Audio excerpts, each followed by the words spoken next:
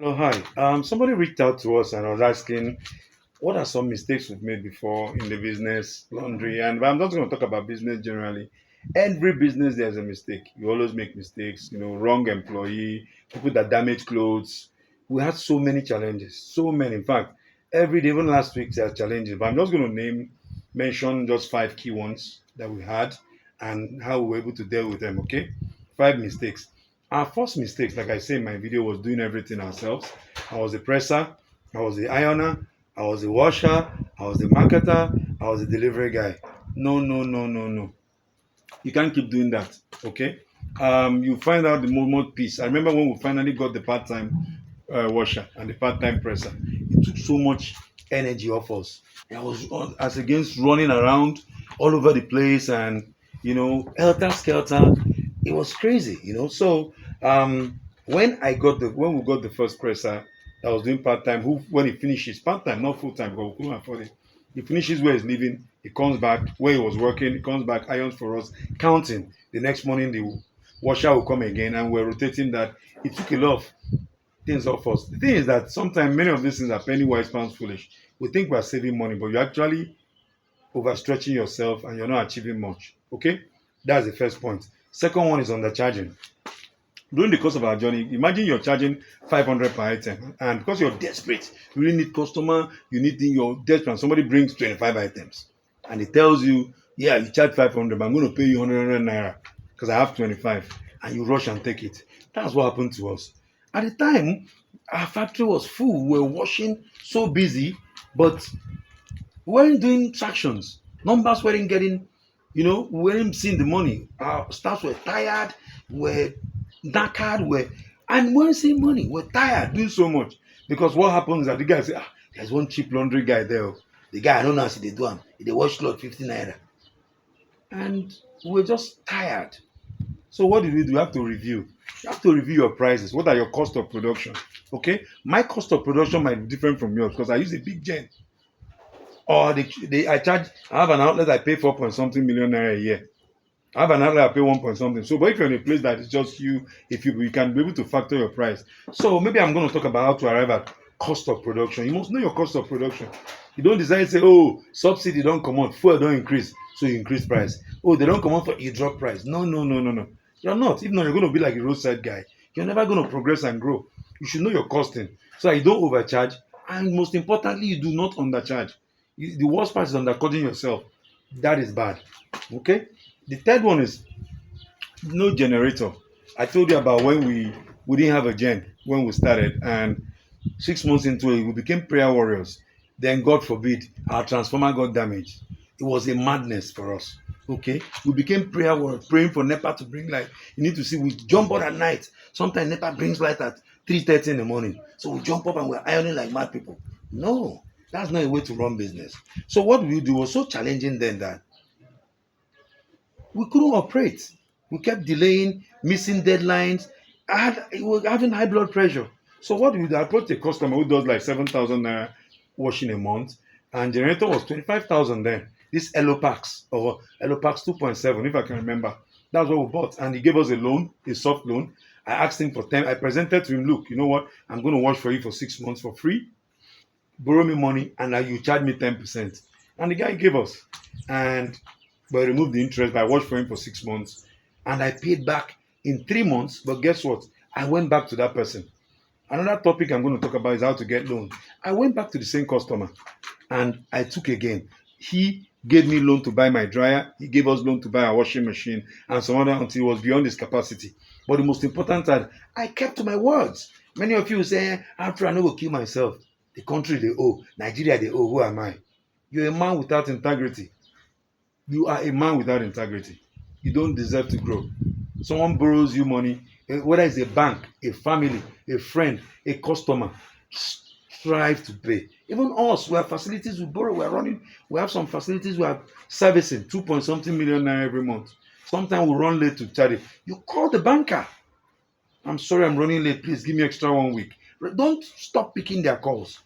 This same guy that gave us from that generator, we he assisted us for close to 10 years until he left the country. Up to when we saw opportunities, we ran to he gave us. In fact, he didn't think twice to give us. So that's it. Always make sure you have a generator. If you don't have a gen now, you cannot depend on prayers. They say, yes, some people say this season there is light. I know that. But you must have a gen to show that you're a serious business person. Okay? The fourth one is no system. Some of us don't have system. What are your system of onboarding a new staff? A presser, a shop girl, quality control, front desk, any of them. You must have a process that you wrote down. If you don't want to write it down, do a video of it. Okay? This is what you do when you pick up clothes. You check you inspect to make sure everything is okay. Check the pocket. If there's anything, you return it. These are processes. Okay? You tag, make sure it's complete. Then you now hand over to the sorters. Sorter has his own SOP. SOP for sorters. Standard operating procedures. The sorter will say, when I get it, I check to make sure what the people in the shop gave me is what I have. First step. I count again to make sure, I check to make sure there are no damages on the fabric when that she missed. Now, everybody, 5 to 10 key steps, each person. From there, they move it to, he goes to share.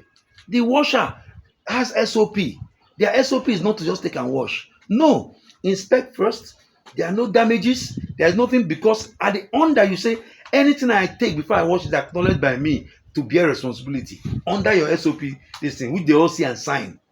So after that, they check now. The first thing I sort out, which is to be dry cleaned, which is to be used white, which is to be washed express, which is to be addressed in certain way before they now go into the process. When they now finish, how do I dry?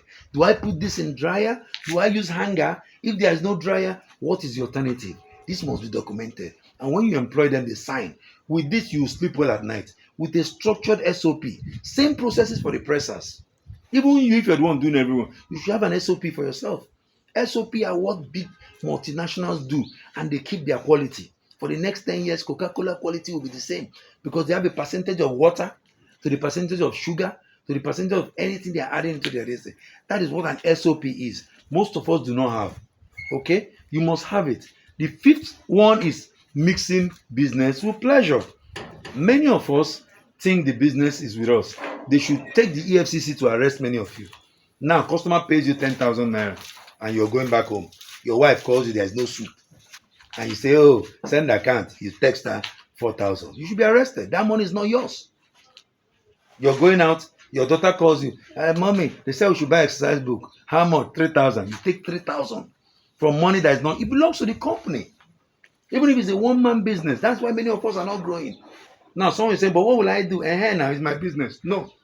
What you do, you look at yourself. How much do your company make? You take 30, 40, 50,000, 100, whatever, as your salary. So now some people say, do I pay myself at the end of the month? Depending, you can either pay yourself end of the month or as the money is coming in. So let's assume you're taking 30% and 100,000 naira comes in. A customer pays, maybe a big client. You take 30, put into that your personal account. The rest back to company account. All right. Somebody pays 5,000 naira for wash. You calculate 30% of 5,000 to your account. That's for you to be doing your pepper soup, going out with the boys, paying your tithes, or whatever you want to do. That is how you run business. There's a reason why our mothers, our fathers, some of us, their small businesses did not grow. This is the key number one reason. They ran it as a personal business. They couldn't differentiate between this and that. No. Give unto Caesar to Caesar. So you must make sure you separate yourself from the company, and that's how you do it. So somebody pays 2,000, you calculate 2,000 of 30% of 2,000, take it and put in your personal account. When that money finishes, there's nothing you can do. Even if you're going to go to the company account to borrow, you take it as loan. If possible, I would recommend you charge yourself interest. With that, you learn to manage whether it's school fees you're paying, whether it's you're trying to cook a dikaikon at home, or you're trying to pay your NEPA bill, you're trying to, of your personal house. Now, things like NEPA bill, if you're working from home, then the company can pay for it. Or you're trying to go out with the boys, you want to send your mother 5K, that goes from your personal. Now, when it looks like it's not enough, well, you ask yourself, have you deserved it? Are you earning enough? Have you worked hard enough? You increase your salary again from 70 to 100, or from 100 to 150. That is how you separate. Okay? So I've listed, those are some of the mistakes that kill businesses. All the damages and they're okay, customer service, but these are core. I repeat it again. Doing everything yourself. Hire somebody. Undercharging. Number 2, don't charge. Calculate. Uh, no generator, very important. You will not grow beyond that. No system. You must put system in place, mixing personal and business, eating company money. That's the one EFCC will go after you. Then I have a bonus. A bonus is quality of staff. Just like they say, that you're as good as people you hang around with. You hang out with people in your company. I know sometimes we're desperate. We need people zubo, no problem. But try your best to get people that have good character and good work ethics. How do you know? Good information. Ask them where they're coming from, where they are, and where they're going. Have a beautiful day. My name is Osita. You can ask questions that you want me to address. We have a WhatsApp group whereby we have elite dry cleaners. We share ideologies. I share knowledge. I learn from you guys as well. So if you're interested in joining the WhatsApp group, you can leave a message below. And then on a final note, we offer training, virtual, or you come to the site. You can leave a message if you want to come for training on how you can grow that your business, even if you're running it and you're not getting traction. Have a beautiful day. Thank you.